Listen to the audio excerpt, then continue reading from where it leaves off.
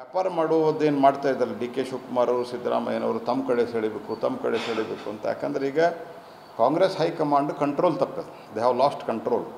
ಹೀಗಾಗಿ ಯಾರು ಹೆಚ್ಚು ಶಾಸಕರ ಬೆಂಬಲ ತೋರಿಸ್ತಾರ ಅವರು ಮುಖ್ಯಮಂತ್ರಿ ಆಗ್ತಾರ ಅನ್ನುವಂಥ ಒಂದು ಸ್ಥಿತಿಗೆ ಕಾಂಗ್ರೆಸ್ದವರು ಬಂದು ತಲುಪಿದ್ದಾರೆ. ಆ ತಲುಪಿರುವಂಥ ಹಿನ್ನೆಲೆ ಒಳಗೆ ಅವರಿಬ್ಬರು ವ್ಯಾಪಾರ ಮಾಡ್ತಾಯಿದ್ದಾರೆ. ನಾವ್ಯಾಕೆ ವ್ಯಾಪಾರ ಮಾಡ್ಬೇಕು? ನಮಗೇನು ಅವಶ್ಯನೇ ಇಲ್ಲ. ಕುದುರೆ ವ್ಯಾಪಾರ, ಕತ್ತಿ ವ್ಯಾಪಾರ ಏನಿದ್ರು ಅವರೇ ಮಾಡ್ತಾಯಿದ್ದಾರೆ. ಡಿ ಕೆ ಶಿವಕುಮಾರ್ ಅವರು ಮತ್ತು ಸನ್ಮಾನ್ಯ ಸಿದ್ದರಾಮಯ್ಯನವರು ಮಾಡ್ತಾಯಿದ್ದಾರೆ.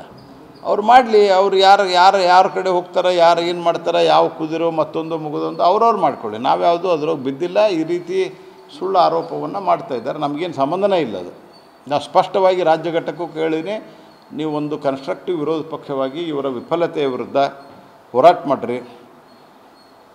ಮೂಡಾ ಪ್ರಕರಣ ಆಗ್ಯದ, ಈಗ CBIಗೆ ಕೊಟ್ಟಿದ್ದಾರೆ. ವಾಲ್ಮೀಕಿ ಹಗರಣ CBI ಕಂಪ್ಲೀಟಾಗಿ CBI ಕೊಟ್ಟಾರ. ಈ ಥರದ್ದು ಇನ್ನೂ ಇವತ್ತು ಸಹಿತ ಅನೇಕರು ಬಂದಿದ್ದರು.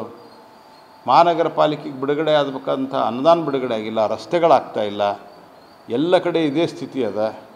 ನಾನು ಇಲ್ಲಿದ್ದಾಗ ನಾನು ಒಂದು 15-20 ದಿವಸಕ್ಕೊಮ್ಮೆ ನಾನು ಸ್ಪೆಸಿಫಿಕ್ ಅನೌನ್ಸ್ ಮಾಡಿ ಜನರನ್ನು ಭೇಟಿ ಆಗ್ತೇನೆ.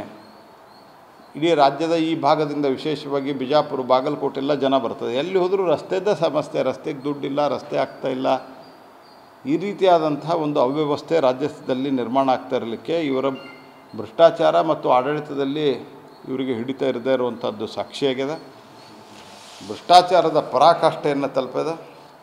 ರೈತರು ಆತ್ಮಹತ್ಯೆಯನ್ನು ಸತತವಾಗಿ ಮಾಡ್ಕೊಳ್ತಾ ಇದ್ದಾರೆ. ಕಳೆದ ಒಂದು ವರ್ಷದಲ್ಲಿ 983 ರೈತರು ಆತ್ಮಹತ್ಯೆ ಮಾಡ್ಕೊಂಡ್ರು ಕರ್ನಾಟಕದ. ಯಾರು ಕೇಳೋರಿಲ್ಲ, ಹೇಳೋರಿಲ್ಲ. ಹಾಗಾಗಿ ಎಲ್ಲ ರಂಗದಲ್ಲಿಯೂ ಸರ್ಕಾರ ಒಂದು ಸಂಪೂರ್ಣ ವಿಫಲತೆಯನ್ನು ಹೊಡೆದು